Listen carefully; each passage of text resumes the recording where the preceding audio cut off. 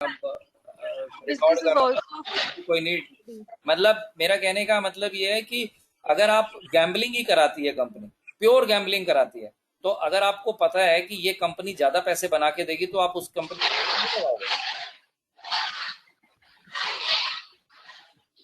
तो वो सब चीजें जो हैं, वो सब चीजें अब दोनों कंपनी की एनुअल रिपोर्ट है। अब एनुअल रिपोर्ट है, आपने क्या करना है, रिटर्न ऑन इक्विटी कैसे कैलकुलेट करते हैं, net profit by total equity, खत्म बात। दोनों की रिटर्न ऑन इक्विटी कैलकुलेट करो, जो ज्यादा पैसा बना रही है उस कंपनी में पैसा लगा दो, क्यों दिमाग लगाना है। अगर आप कहोगे तो भाई देखूंगा समझूंगा, अरे पैसा लगाने के बाद भी तो आप पैसा वही उसी में लगाओगे ना जो ज्यादा पैसे कमा रही होगी। अब जी सर। हॉर्स रेस में जो घोड़ा जीतेगा ही नहीं उस पे पैसे कौन लगाएगा। ठीक। ठीक है ना।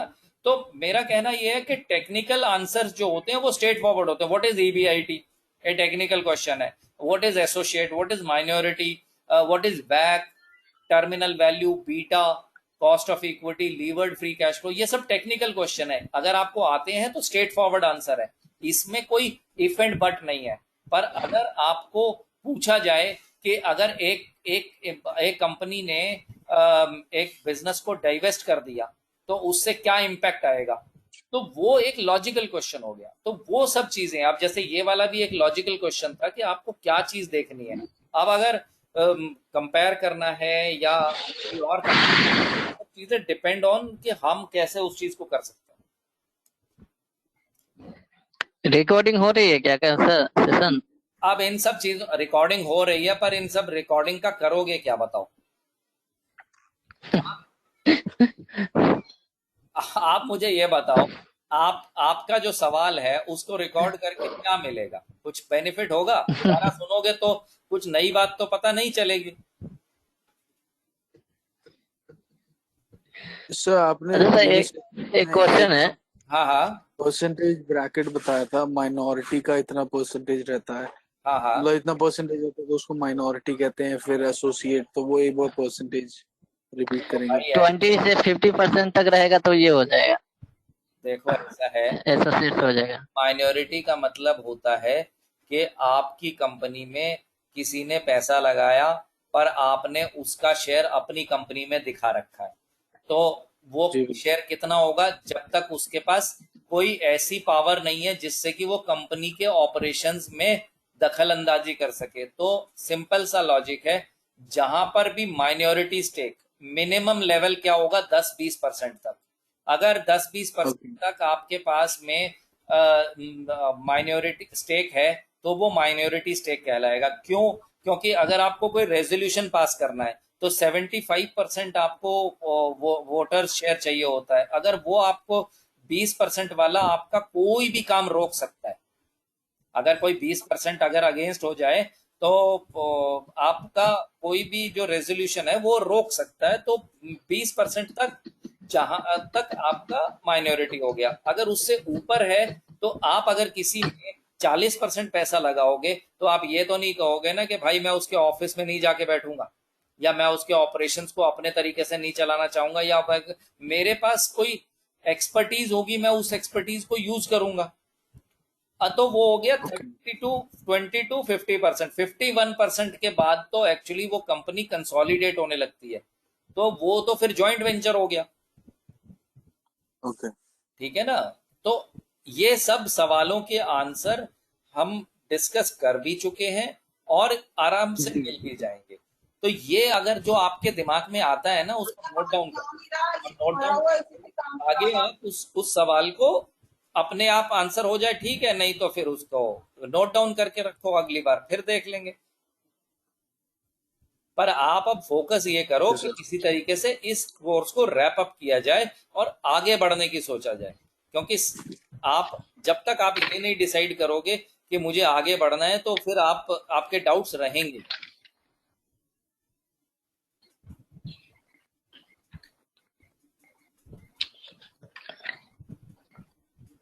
हेलो हाँ रहमान साहब,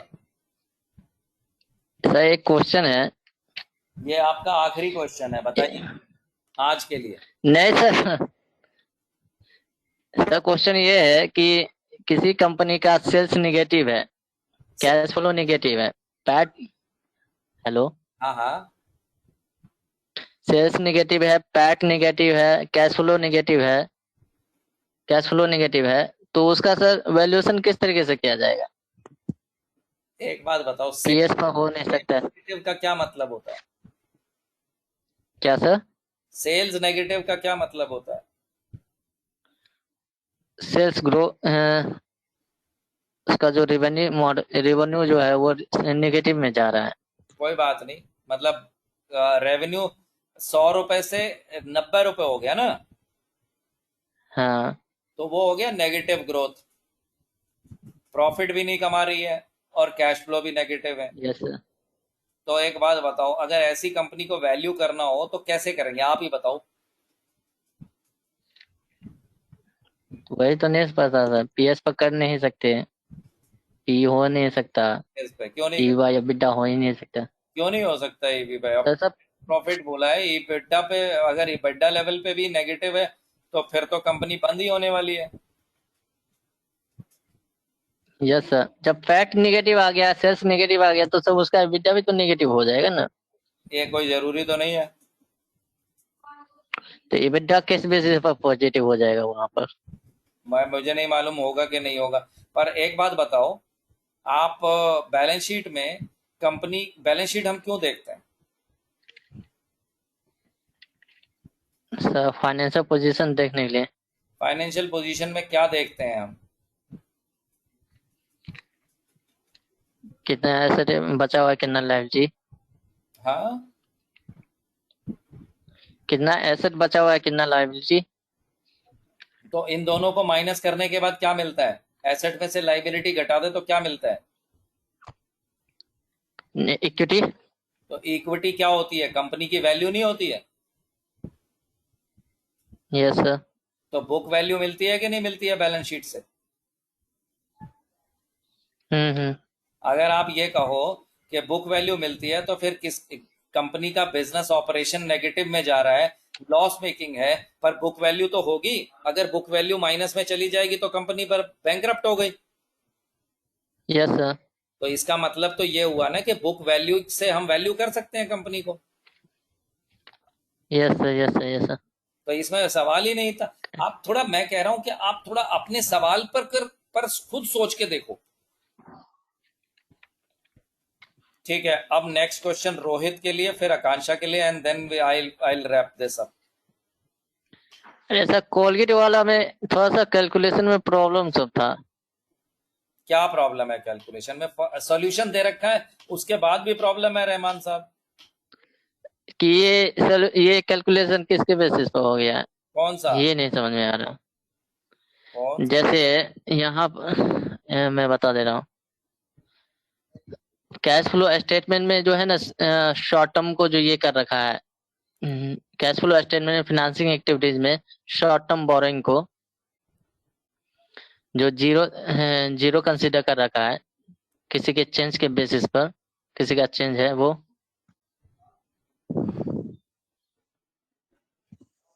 कौन सा वाला? स्क्रीन शेयर हो रही है ना? Yes sir. हाँ बताओ, कौन से वाले में, किस में चाहूँ, कैश फ्लो में? हाँ सर, फाइनेंसिंग एक्टिविटीज में ये रहा जी फाइनेंसिंग एक्टिविटी, किसके लिए? शॉर्ट टर्म बोरोइंग, हाँ, ये जो जीरो है, ये बैलेंस शीट में किस चीज का चेंजेस है? कौन सा, ये वाला? हाँ, जो जीरो कंसीडर कर रखा है, हाँ, फर्स्ट वन।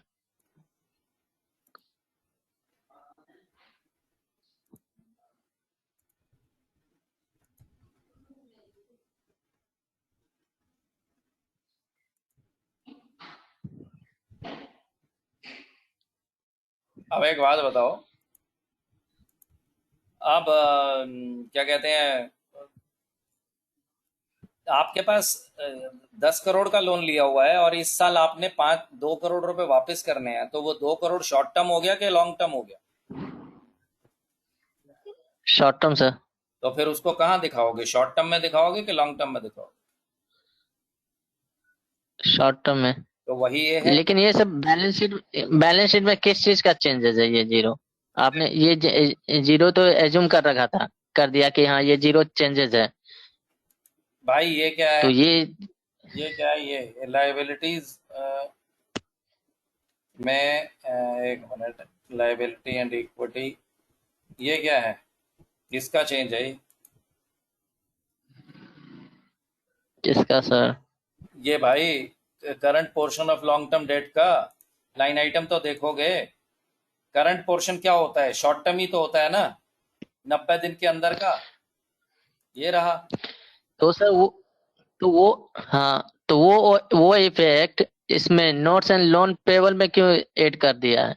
हाँ वो शॉर्ट टर्म वाला जो है वो इफेक्ट इसमें नोट्स एंड लोन पेबल में क्यों ऐड कर दिया है? भाई, है तो लोन ही। उसे बैलेंस शीट में। कहाँ पे कर दिया दोस्त, आप बताओ कौन। बैलेंस शीट में, balance liabilities and share holder equity में। क्या कर दिया, ये रही बैलेंस शीट, कहाँ पे कर दिया बताओ। नोट्स नोट्स और इसमें नोट्स एंड लोन पेबल वाले में कर रखा है, 258 में प्लस कर रखा है उस वाले पार्ट को, कैश फ्लो वाले पार्ट को, शॉर्ट टर्म वाले को।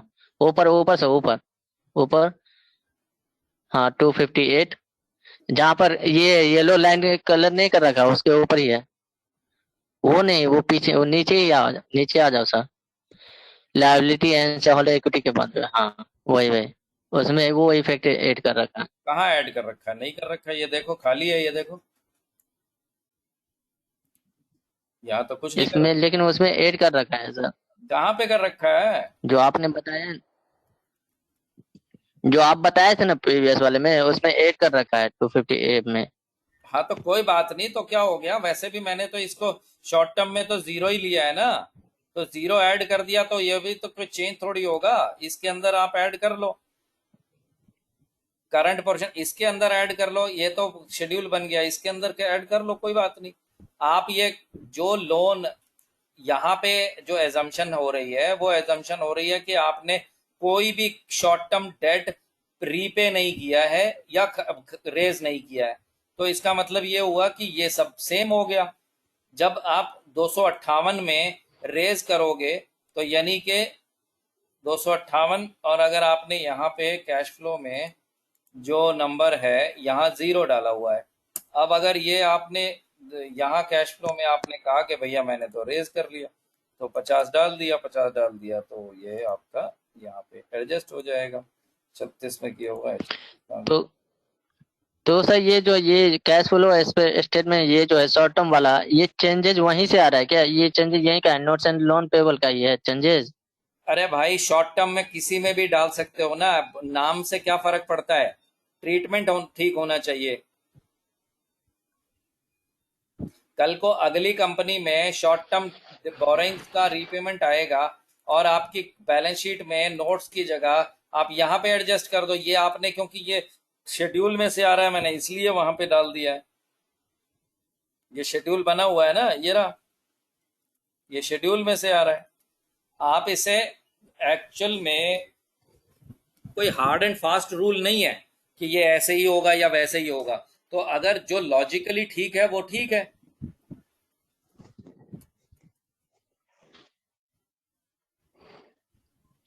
और से इनकम स्टेटमेंट में है, क्या है इनकम स्टेटमेंट में? वो कैलकुलेशन। कौन सी कैलकुलेशन? एक सेकंड, हाँ मोनू, नमस्ते, कौन सी, हाँ गाड़ी भेज दो, हाँ हाँ अंदर भेज, हाँ जी।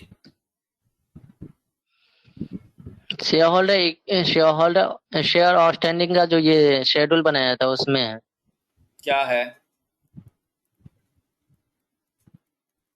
ये रहा, बताओ। हाँ जी। अच्छा, ये वो वाला नहीं है, ये वो वाला नहीं है आपने जो बनाया था। अरे तो भाई वो समझाने के लिए बनाया था, आप इसको फॉलो कर लो अगर ये ठीक लगता है तो।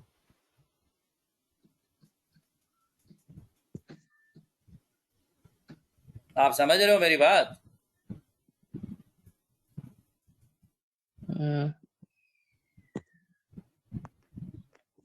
रहने दो सब, बाद में पूछ लूंगा मैं खुद भेज करके। ठीक है। Rohit, do you have any question? No, sir. Thank you so much. Okay, Akanksha, do you have any question? No, sir. I'll just contact you afterwards. ठीक है, Thank you so much. ठीक है। So I will just wrap it up now and जैसा भी होगा फिर then will get in touch. ठीक है रोहित, आप सीवी बना के मुझे अरे सर, पिंग कर। Thank you, sir. सर ये फोर्थ राउंड वाला जो क्वेश्चन सब होता है ना, वो उस टाइप का क्वेश्चन सब भेज देना। फोर्थ राउंड वाला हाँ, ये मैंने एक तो भेज दिया है, इसको देख लो, बाकी और थोड़ा और मुझे कुछ मिलेगा। फोर्थ राउंड में जो होता है, ठीक है, जो सिचुएशन के हिसाब से जो दिया जाता है। सिचुएशन के हिसाब से तो वो तो फिर केस स्टडीज होती हैं, वो तो टेस्ट वगैरह होते हैं, तो उसमें तो वो कंपनी स्पेसिफिक होता है। मैं अपनी कंपनी का मैं शेयर नहीं कर सकता, बाकी और का मेरे पास होगा नहीं। हम्म,